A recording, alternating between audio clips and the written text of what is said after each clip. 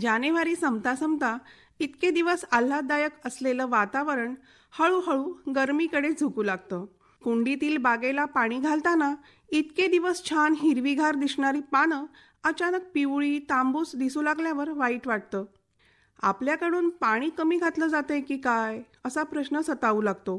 काही दिवसात तर पानगळ सुरू होते, त्यामुळे अगदीच गलबलून येतं. आपलं काहीतरी चुकतंय असं वाटत असतानाच कुंडीतल्या एक दोन रोपांवर अंकुर दिसू लागतात.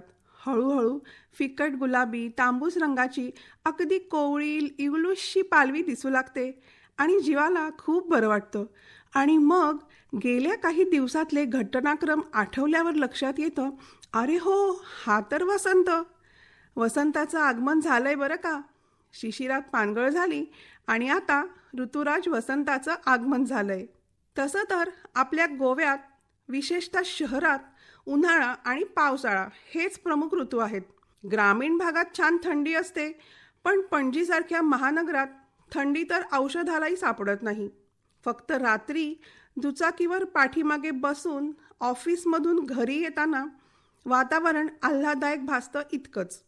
तर असा हा सर्व ऋतूंचा राजा, सृष्टीचा सखा वसंत ऋतू कोवळ्या पालवीच्या रूपात त्याची नाममुद्रा उमटवतो आणि झोकात वसंत ऋतूला प्रारंभ होतो. महर्षी वाल्मिकींनी रामायणात वसंत ऋतूचं अतिशय सुंदर आणि मनोहारी चित्रण केलं आहे. भगवान श्रीकृष्णानंही गीतेत ऋतूनाम कुसुमाकरः असं म्हणून ऋतुराज वसंताची महती वर्णिली आहे. सर्व ऋतूंचा राजा म्हणजे वसंत. वसंत ऋतू म्हणजे हिवाळ्यातील थंड तापमान उन्हाळ्याच्या उष्णतेपर्यंत वाढण्याचा काळ. वसंत ऋतूला नवचैतन्य आणि उत्कर्षाचं प्रतीक मानलं जातं. वसंत ऋतूतील वसंत पंचमी हा मुख्य सण असला तरीही गुढीपाडवा, रामनवमी, हनुमान जयंती, बुद्ध पौर्णिमा हे सणही याच ऋतूत साजरे होतात.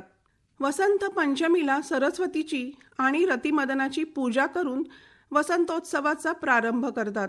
भारतात माघ आणि फाल्गुन या महिन्यात वसंत ऋतू असतो, परंतु शाळांच्या क्रमिक पुस्तकांनुसार चैत्र वैशाख हे वसंताचे महिने आहेत. भारत हा अतिविशाल देश असल्यानं देशाच्या विविध भागात वेगवेगळ्या महिन्यात वसंत ऋतूचं आगमन होतं. वसंत हा निसर्गाचा उत्सव आहे. सदैव सुंदर भासणारा निसर्ग वसंत ऋतूत 16 कलांनी फुलून उठतो. नेहमीच आकर्षक दिसणारा निसर्ग वसंत ऋतूत अधिकच लोभस होतो. स्वतःच्या आगळ्या सौंदर्यानं तर मानवाला आकृष्ट करतो. वसंतोत्सव म्हणजे अमर आशावाद. शिशिर ऋतूत पानगळ झाली तरी तो आपल्या जीवनातून निराशा झटकून टाकतो, कारण त्याला माहीत असतं वसंत आला की नवीन कोवळी मुलायम पालवी फुटून आपल्याला नवा जन्म मिळणार आहे. वसंत पंचमी ही शिशिर ऋतूत येणारी माघ शुद्ध पंचमी होय. वसंत पंचमीलाच श्रीपंचमी किंवा ज्ञानपंचमी म्हणतात. वसंत ऋतूचं स्वागत करण्याचा हा विशेष दिवस आहे. भारतात वेगवेगळ्या प्रदेशात वेगवेगळ्या पद्धतीनं वसंतोत्सव साजरा होतो. या दिवशी खास करून नृत्यादी कला शिकवणाऱ्या संस्थात देवी सरस्वतीची पूजा करण्याची प्रथा आहे. वसंत पंचमीपासूनच वसंत ऋतू सुरू झाला असं समजलं जातं. वसंत हा उत्तर भारत आणि लगतच्या राज्यांतील 6 ऋतूंपैकी एक आहे, जो फेब्रुवारी, मार्च आणि एप्रिल दरम्यान या प्रदेशात आपलं वैभव पसरवतो. माघ महिन्याच्या शुक्ल पंचमीपासून वसंत ऋतू सुरू होतो असं मानलं जातं. फाल्गुन आणि चैत्र हे महिने वसंत ऋतूचे महिने म्हणून ओळखले जातात. फाल्गुन हा वर्षाचा शेवटचा महिना आणि चैत्र हा पहिला महिना. अशा प्रकारे हिंदू वर्ष वसंत ऋतूमध्येच संपतं आणि सुरू होतं. या ऋतूच्या आगमनाने हिवाळा ओसरतो, तापमान छान होतं, झाडांना नवीन पालवी फुटते, आम्रवृक्षाला छान मोहर येतो. ज्या मानकुराद आंब्याची आपण गोवेकर वर्षभर वाट पाहत असतो, त्या मानकुराद आंब्याचा सीझन या काळातच सुरू होतो. उत्तर भारतात शेत मोहरीच्या पिवळ्या फुलांनी बहरतं, म्हणून हा ऋतू सर्वत्र मोठ्या प्रमाणात आणि हर्षोल्लासात साजरा केला जातो. आणि म्हणूनच वसंत ऋतूला ऋतुराज म्हणतात. उत्तर भारतात झाडाला झोपाळे बांधून महिला, मुली, नवविवाहिता गाणी गात त्यावर झोके घेत आनंद लुटतात. वसंत पंचमीचा कृषी संस्कृतीशीही जवळचा संबंध आहे. या दिवशी नवान्न इष्टी असा एक छोटा यज्ञ करतात. शेतात तयार झालेल्या नवीन पिकाच्या लोंब्या घरात आणून त्या देवाला अर्पण करतात. हा दिवस देवी सरस्वतीचा जन्मदिवस म्हणूनही साजरा केला जातो. वसंत पंचमी दिवशी सरस्वती देवीला नैवेद्य दाखवण्यासाठी भारताच्या विविध प्रांतात बुंदीचे लाडू, नारळाची बर्फी, खिचडी, केशरी राजभोग, विविध प्रकारची भजी असे पदार्थ केले जातात आणि त्याचा प्रसाद म्हणून स्वीकार केला जातो.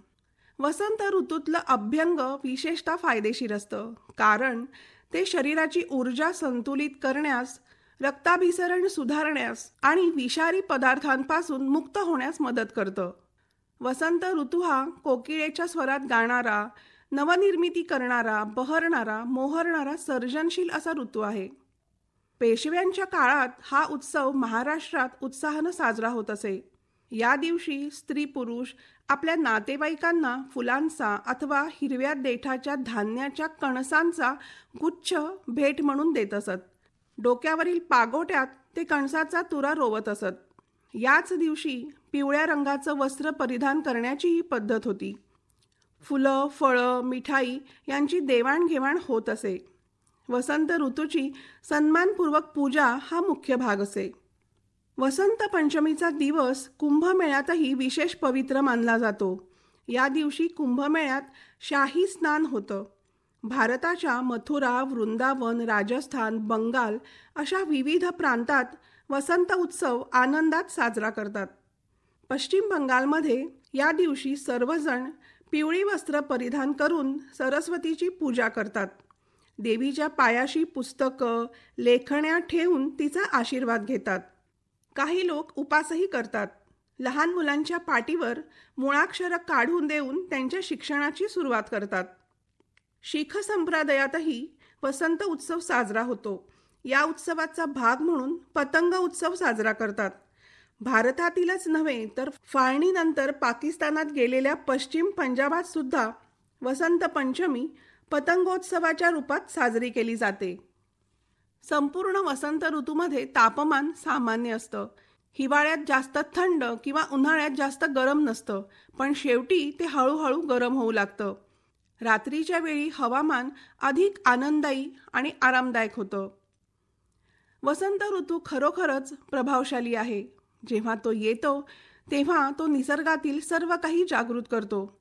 तो झाडं, गवत, फुलं, पिकं, प्राणी, मानव आणि इतर सजीवांना हिवाळ्याच्या दीर्घ झोपेतून जागं करतो. झाडांवर नवीन पानं, फुलं उमलतात, नवीन फांद्या फुटतात, सर्वत्र मैदानं हिरवीगार दिसतात. त्यामुळं संपूर्ण निसर्ग हिरवागार आणि टवटवीत दिसतो. वसंत ऋतू वनस्पतींना उत्कृष्ट भावना, चांगलं आरोग्य आणि ताजं जीवन देतो. हा सर्वात सुंदर आणि मनमोहक ऋतू आहे, जो फुले फुलण्याचा एक विलक्षण हंगाम आहे. मधमाशा आणि फुलपाखरं फुलांभोवती फिरताना दिसतात. वसंतात दक्षिणेकडून खूप सुंदर आणि शांत वारा वाहतो, जो फुलांचा सुगंध घेऊन वाहत असतो. वसंत ऋतूचं सौंदर्य खरंच अद्भुत आहे ना? ऋतूंमध्ये वसंत ऋतूला सर्वोत्तम स्थान आहे आणि म्हणूनच तो ऋतूंचा राजा आहे. ऋतुराज वसंत आहे.